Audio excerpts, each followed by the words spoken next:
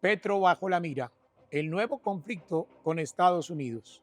Imaginen que de un momento a otro, el presidente de un país aliado de Estados Unidos es señalado por la Casa Blanca como líder de drogas. Imaginen que se le revoca la visa, que su embajador es llamado a casa, que barcos son hundidos en el Caribe y que el mundo entero empieza a preguntarse si Washington prepara un nuevo caso judicial como lo hizo con Nicolás Maduro. Eso no es una película, está pasando y está pasando con Colombia. Gustavo Petro, el primer presidente de izquierda de la historia moderna del país, hoy está en el centro de una tormenta diplomática que podría referir las relaciones entre América Latina y los Estados Unidos. Y al otro lado del tablero, Donald Trump. Él ha decidido convertirlo en su nuevo enemigo político. Esta es la historia completa. Un conflicto que nació en los discursos, se extendió en las aguas del Caribe y ahora amenaza con llegar a los tribunales internacionales. Un conflicto donde la diplomacia, la geopolítica y la guerra de narrativas se cruzan en un solo punto: el poder. El inicio de la tormenta. Todo comenzó en Nueva York, durante la Asamblea General de las Naciones Unidas. Allí, Gustavo Petro ofreció un discurso que dividió al mundo. Habló de Palestina, del cambio climático, del colapso del sistema financiero global y de la necesidad de que los países del sur dejen de ser colonias. Pero el verdadero terremoto llegó después, cuando el presidente colombiano abandonó los salones diplomáticos y se mezcló entre los manifestantes pro-Palestina. Con un megáfono improvisado, lanzó un mensaje que retumbó en Washington. Les pido a los soldados del ejército de Estados Unidos que no apunten sus armas contra la humanidad, desobedezcan las órdenes de Trump y obedezcan a la humanidad, dijo Petro. Era un desafío abierto al poder estadounidense.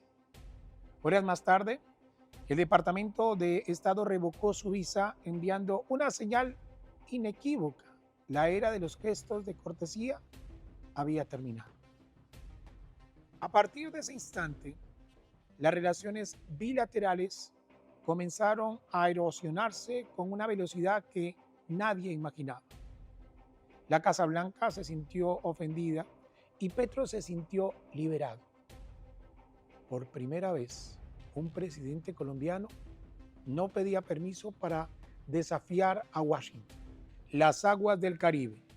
Mientras las cámaras enfocaban la polémica en Nueva York, algo ocurría en el mar. A mediados de septiembre, buques estadounidenses iniciaron operaciones de interdicción en el Caribe bajo el argumento de combatir el narcotráfico. Pero varias de esas operaciones se realizaron sin coordinación con las autoridades colombianas. En una de ellas, una lancha fue atacada y destruida. Murieron 3 personas. Bogotá denunció que eran pescadores artesanales que salieron de Buenaventura. Washington aseguró que eran parte de una red de tráfico. Nadie presentó pruebas concluyentes y en medio del silencio comenzó la especulación. ¿Eran simples pescadores o una operación encubierta? El Caribe otra vez se convertía en escenario de guerra no declarada. El mismo mar que sirvió de frontera simbólica durante el caso Venezuela, hoy era testigo de un nuevo conflicto que comenzaba a escalar. Desde ese momento, cada movimiento naval empezó a leerse como un mensaje político. La fuerza otra vez reemplazaba al diálogo. Las palabras que encendieron el conflicto. El 19 de octubre del 2025, Donald Trump rompió cualquier intento de moderación. Desde su cuenta dijo: Gustavo Petro es el líder del narcotráfico. Colombia ha fallado en la lucha contra el narcotráfico. Cortaremos los pagos y aplicaremos nuevos aranceles, dijo el presidente Trump. Las palabras pesaban como misiles. El mercado colombiano se sacudió, el peso cayó. Los exportadores temieron lo peor. En Bogotá, la Cancillería emitió un comunicado rechazando las afirmaciones, diciendo que son falsas y ofensivas, y Petro, fiel a su estilo, respondió desde su tribuna digital: si quieren guerra, la harán solos. Colombia no será un peón de nadie, dijo Petro. Esta frase marcó el punto de no retorno. Ya no había espacio para la diplomacia. Cada mensaje desde Washington encontraba respuesta inmediata en Bogotá. Y la confrontación se trasladó a los titulares, a los foros internacionales y sobre todo al corazón de los ciudadanos. Las tres razones detrás de la crisis. Primero, los números. La Oficina de las Naciones Unidas contra la Droga y el Delito reportó que Colombia superó las 250.000 hectáreas de coca en el 2023, el nivel más alto de su historia. Trump tomó ese dato como argumento de su acusación. Digo que Petro había permitido que los carteles crecieran y que Colombia se había convertido en el mayor productor de drogas del planeta. Segundo, la ideología. Petro representa algo que a Washington le incomoda. Un líder de izquierda con discurso antiimperialista, electo democráticamente, en el país que siempre fue considerado el bastión de Estados Unidos en la región. Su cercanía con Cuba, Venezuela y los movimientos progresistas lo convirtió en un símbolo incómodo. En los despachos de la Casa Blanca, algunos asesores ya lo describen como el nuevo Chávez con corbata. Y tercero, la política interna de Trump. En plena campaña, por mantener su poder, el discurso del enemigo externo funciona. Cada vez que acusa a Petro, refuerza su imagen de protector del orden, de sheriff continental, y en los titulares norteamericanos, Colombia vuelve a ser noticia, la sombra de una investigación. En los pasillos diplomáticos de Washington se habla de algo más grave: un posible expediente en construcción. Fuentes de inteligencia señalan que agencias norteamericanas estarían cruzando información financiera sobre movimientos sospechosos de empresas y funcionarios vinculados a la administración Petro. Nada confirmado oficialmente, pero todo encaminado hacia un patrón familiar. Así comenzó el caso Maduro. Primero, los rumores, luego las sanciones, después las acusaciones formales.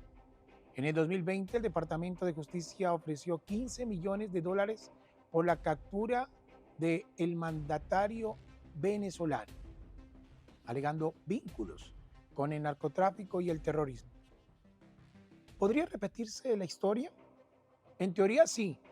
El marco jurídico estadounidense permite procesar a líderes extranjeros cuando se les asocia a delitos transnacionales que afectan a ciudadanos o intereses norteamericanos. La pregunta no es si hay pruebas, sino si hay voluntad política de fabricarlas, y la respuesta por ahora parece ser afirmativa. El nuevo tablero geopolítico. Mientras el conflicto se agrava, las potencias globales reacomodan sus fichas. China ve en Colombia una puerta estratégica para su expansión económica. Rusia refuerza su presencia en Venezuela y ofrece apoyo tecnológico y militar a países que desafían a Washington. Y en La Habana, el discurso antiimperialista vuelve a resonar con fuerza. Petro se convierte para unos en el portavoz del sur global, para otros en un líder que juega con fuego y Estados Unidos, sintiéndose desafiado, reacciona con una mezcla de castigo y advertencia. El tablero no solo es diplomático, también energético. En el Caribe y en el Pacífico se disputan rutas marítimas, plataformas petroleras y corredores comerciales. Lo que parece una pelea personal entre dos presidentes es en el fondo la pugna por el control de una región clave en el nuevo orden mundial. El impacto en Colombia. Mientras las potencias mueven sus piezas, en Colombia la tensión se siente en cada esquina. Los empresarios temen que las sanciones afecten las exportaciones de flores, café y banano. Los gremios advierten que el desempleo puede aumentar si los aranceles se mantienen. El dólar sube, el peso se devalúa y la inflación toca a sectores sensibles como alimentos y combustibles. En el Congreso, la oposición pide moderación.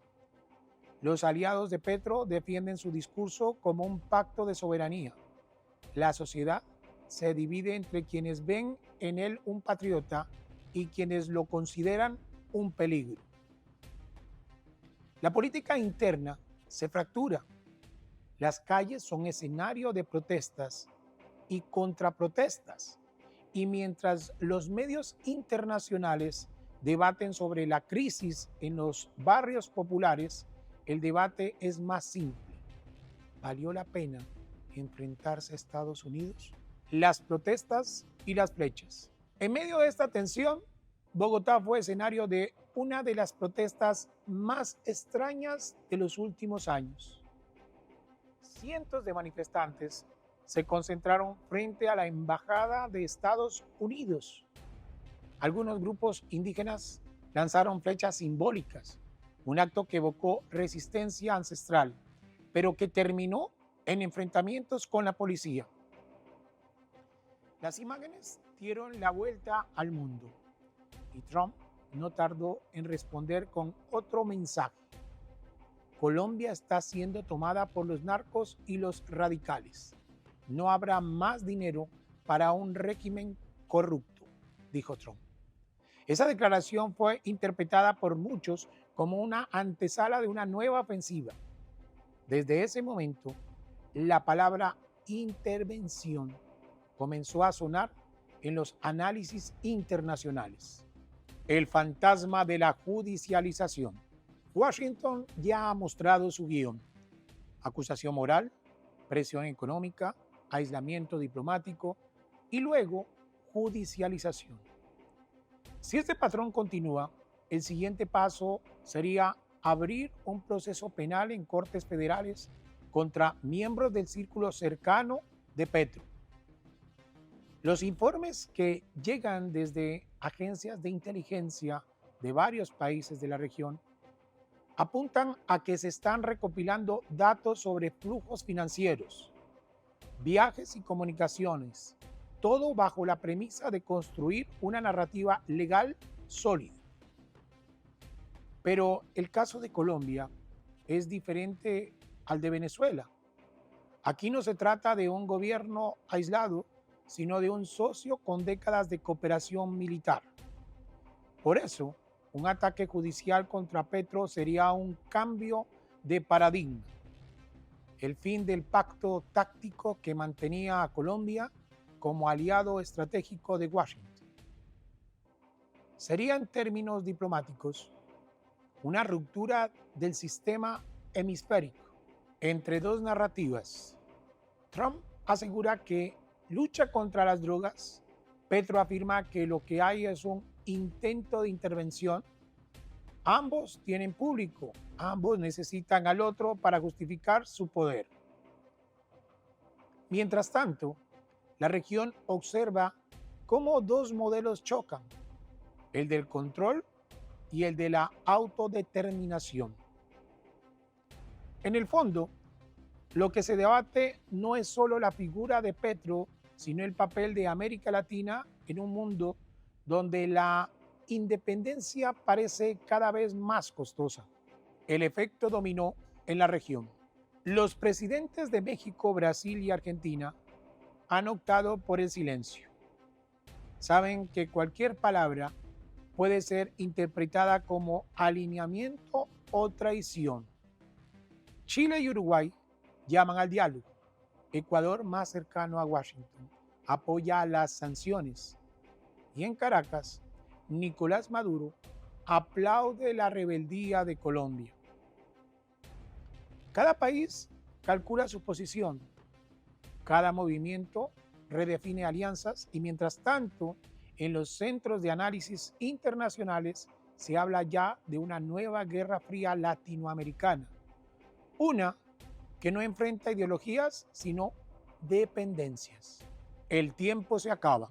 Los canales diplomáticos están congelados. Los embajadores se retiraron. Las delegaciones técnicas no se reúnen y el lenguaje se endurece cada día más. En las costas del Caribe, el aumento de la presencia militar genera temor. Los pescadores dicen escuchar helicópteros cada noche. Las familias de la frontera viven en alerta. Colombia y Estados Unidos parecen avanzar hacia un punto sin retorno. Y aunque nadie lo diga, lo que se discute hoy podría ser el preludio de una ruptura histórica.